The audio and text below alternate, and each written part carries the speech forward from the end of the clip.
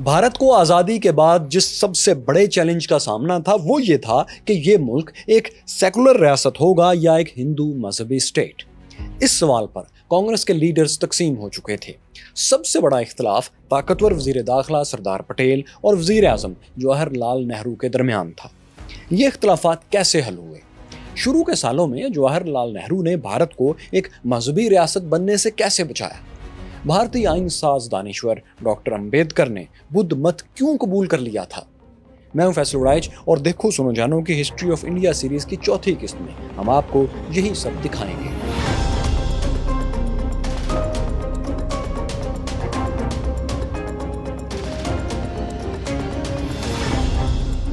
आज़ादी से पहले ब्रिटिश इंडिया में 565 रियासतें थीं, जिन्हें प्रिंसली स्टेट्स कहा जाता था।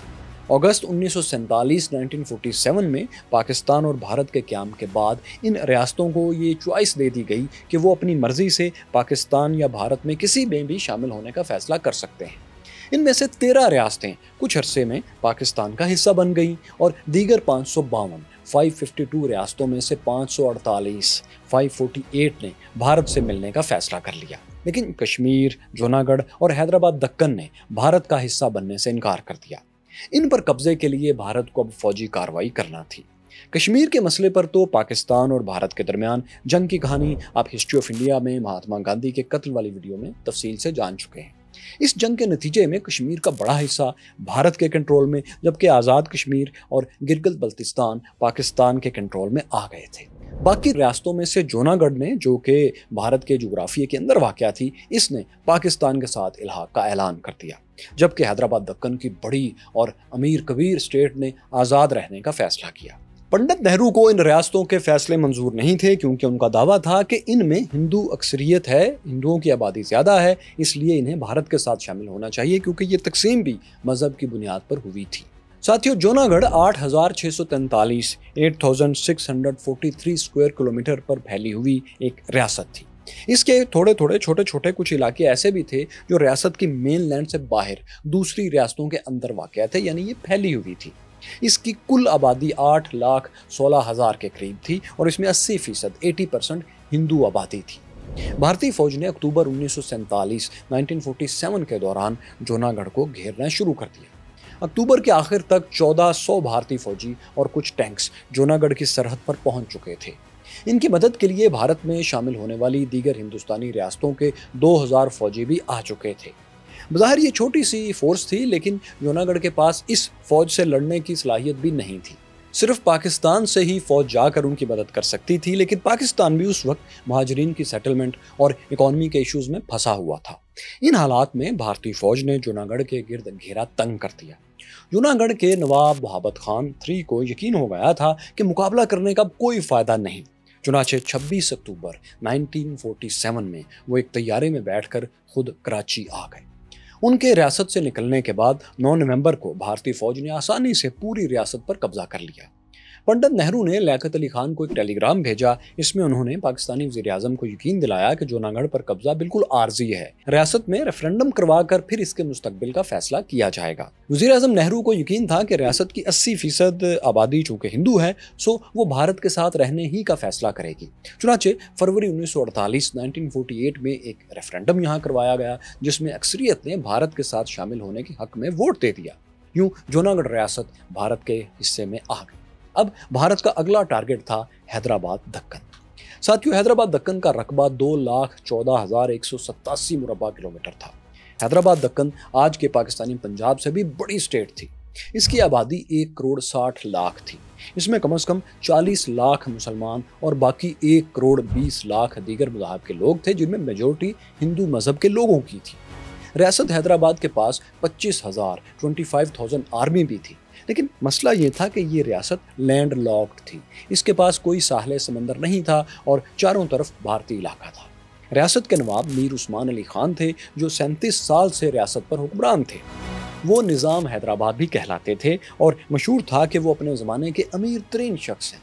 उनके पास 250 अरब डॉलर की दौलत थी और इस दौलत में बेशुमार हीरे जवाहरात भी शामिल थे।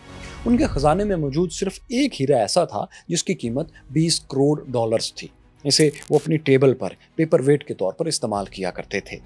अब यूं था कि नवाब ऑफ हैदराबाद अपनी रियासत को आज़ाद रखना चाहते थे, लेकिन जवाहरलाल नेहरू और उनके नायब वज़ीर आज़म सरदार पटेल, जो कि वज़ीर दाखिला होम मिनिस्टर भी थे, वो रियासत हैदराबाद को भारत का हिस्सा बनाना चाहते थे। वो भारत के अंदर एक इतनी बड़ी लैंडलॉक्ड आज़ाद रियासत को स्ट्रेटजिकली अपने लिए मुस्तकिल खतरा समझते थे।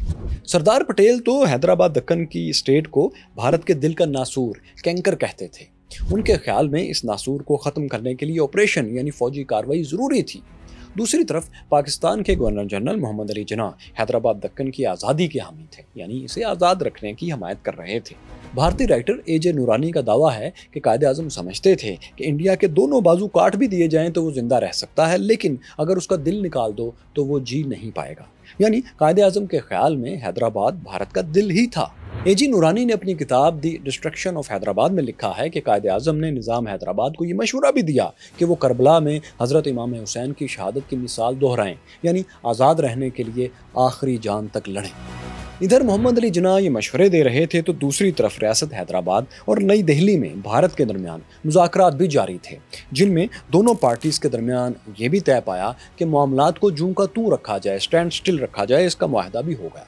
इस दौरान नई दिल्ली के इशारे पर हैदराबाद दक्कन में कांग्रेस पार्टी की ब्रांच ने सिविल नाफरमानी, सिविल डिसओबीडियंस की तहरीक चला दी। उनका मुतालबा था कि रियासत को भारत का हिस्सा बनाया जाए।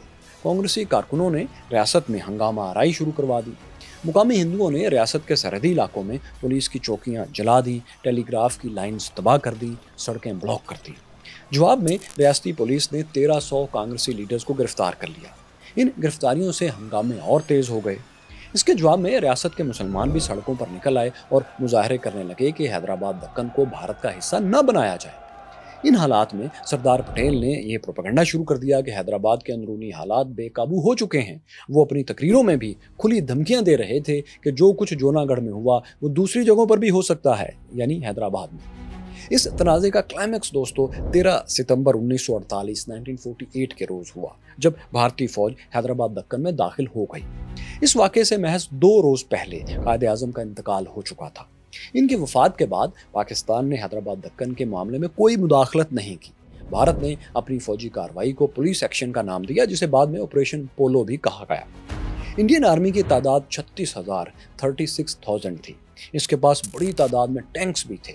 इसके मुकाबले में हैदराबाद की फौज तादाद के लिहाज से तो 25,000 तक थी, ताहम इसमें तरबियत याफ्ता ट्रेंड सोल्जर्स सिर्फ 6,000 थे। इसके अलावा एक सियासी शख्सियत कासिम रिजवी की कमान में ऑन पेपर 2 लाख रजाकार वॉलंटियर्स भी थे, लेकिन मैदान जंग के हिसाब से ये एक कमज़ोर फोर्स थी। इसमें बच्चे और बूढ़े सभी भर्ती कर लिए गए थे।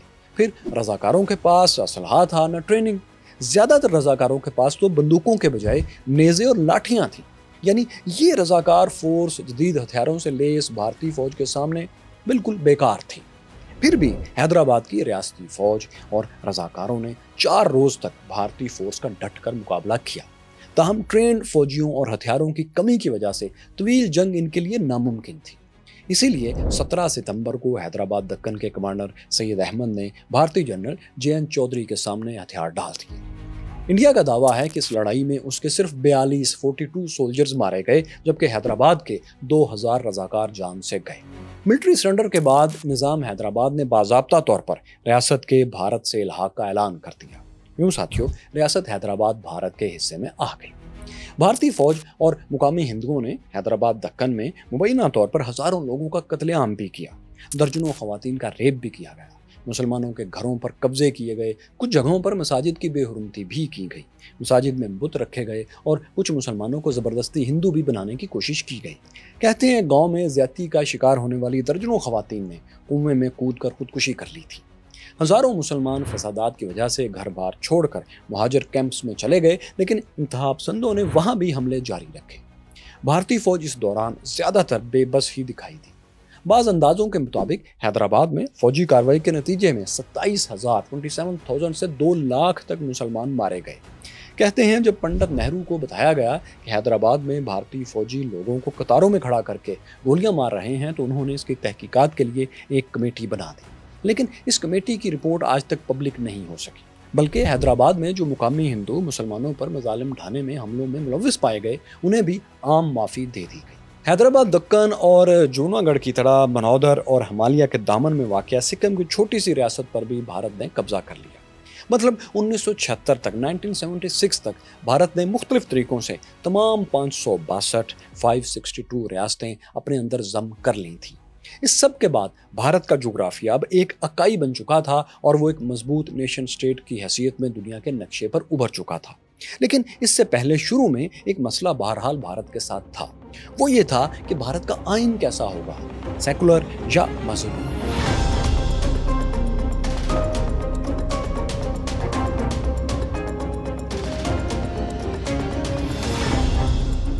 आज़ादी के फौरन बाद भारत की ज़रूरत थी कि एक ऐसा आइन बनाया जाए जो यहाँ की मल्टी कल्चरल सोसाइटी को यकजा कर सके। ऐसे में इंडिया की खुशकिस्मती ही थी कि उनके पास डॉक्टर अंबेडकर जैसे इंटेलेक्चुअल लीडर्स मौजूद थे जो पंडित नेहरू की तरह ही भारत को एक सेकुलर रियासत बनाना चाहते थे। भारत की कॉन्स्टिट्यूशनल असेंबली ने उन्हें आइन का ड्राफ्ट तैयार करने की कमेटी का सरबराह भी मुकर्रर कर दिया। फिर इनकी निगरानी में भारत के सेकुलर आइन की तैयारी शुरू हुई जो आज भी भारत की मल्टी कल्चरल सोसाइटी की पहचान है। इसी वजह से डॉक्टर अंबेडकर को फादर ऑफ इंडियन कॉन्स्टिट्यूशन भी कहा जाता है। डॉक्टर अंबेडकर और उनकी टीम ने तकरीबन 2.5 साल की मेहनत के बाद इंडियन कॉन्स्टिट्यूशन तैयार किया था। ये आइन 26 नवंबर 1949 को असेंबली से मंजूर हुआ और 26 जनवरी 1950 के रोज नाफिज कर दिया गया। कॉन्स्टिट्यूशन के इब्तदाइये में लिखा गया था कि हम भारत इंडिया के लोग संजीदगी से ये इरादा करते हैं कि हम भारत को एक खुद मुख्तार डेमोक्रेटिक रिपब्लिक जमहूरिया बनाएंगे। हम इसके शहरियों को इंसाफ देंगे, सोचने, बोलने, कोई भी नज़रिया या अकीदा रखने और इबादत करने की मुकम्मल आज़ादी होगी। तमाम शहरियों की हैसियत बराबर होगी और आगे बढ़ने के लिए सबको एक जैसे मौके मिलेंगे। भारतीय आइन में मज़हब के हवाले से सबसे अहम बात यह थी कि हर शख्स को अपने मजहबी अकीदे पर अमल करने के साथ इसको फैलाने की भी आज़ादी होगी। अहम बात यह थी कि भारतीय आइन में यह भी तय कर दिया गया था कि सरकारी फंड से चलने वाले किसी तालीमी इदारे में कोई मजहबी तालीम नहीं दी जाएगी।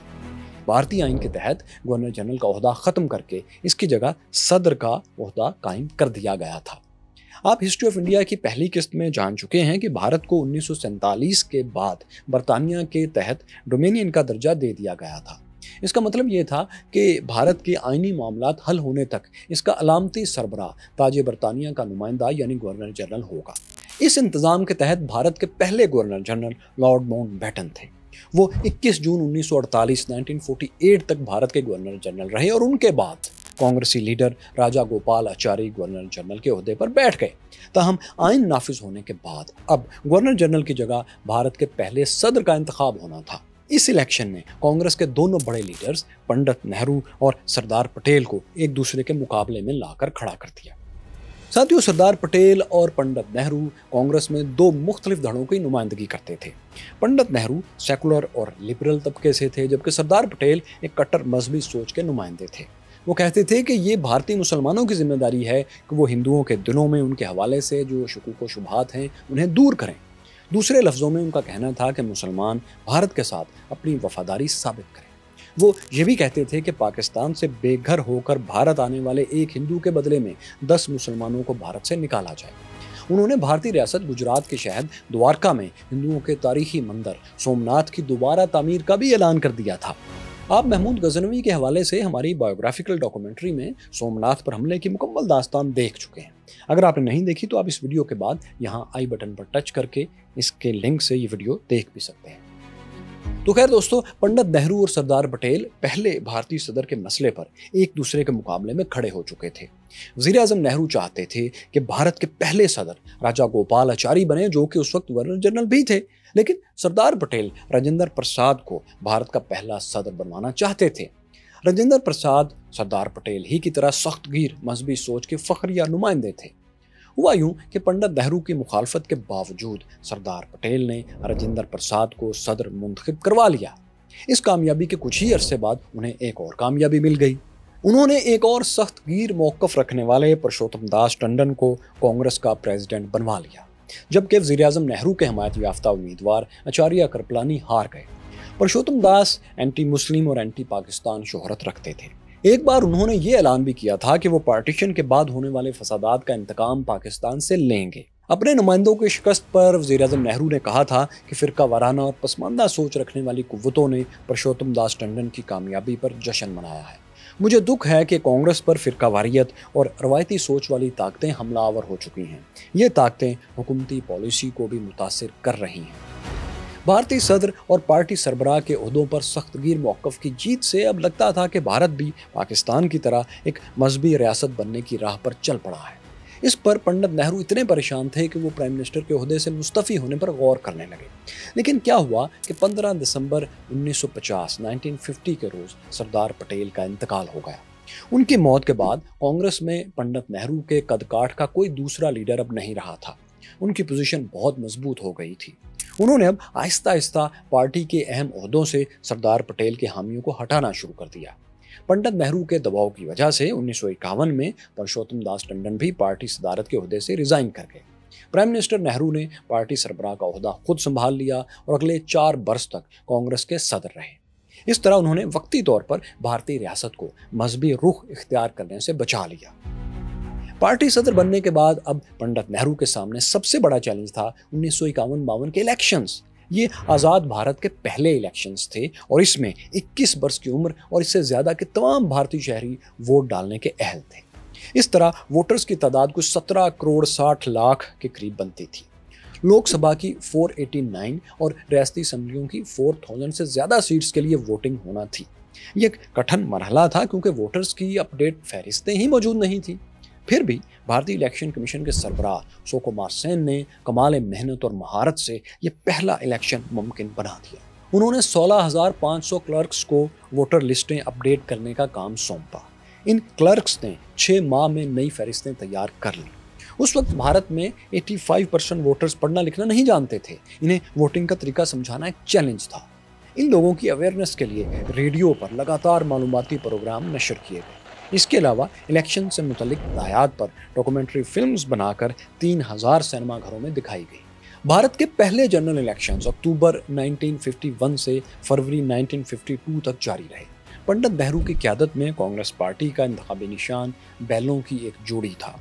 इलेक्शन पोस्टर्स पर हिंदी के साथ उर्दू में भी लिखा होता था कि पायदार, तासुब से पाक और तरक्की पसंद रियासत के लिए कांग्रेस को वोट दीजिए।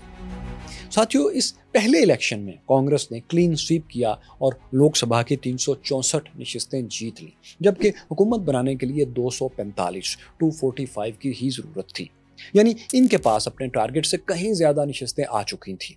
मतलब कांग्रेस की हुकूमत बरकरार रही और पंडित नेहरू इसके ताकतवर वज़ीर आज़म रहे। वो 1964 तक इस ओहदे पर रहे।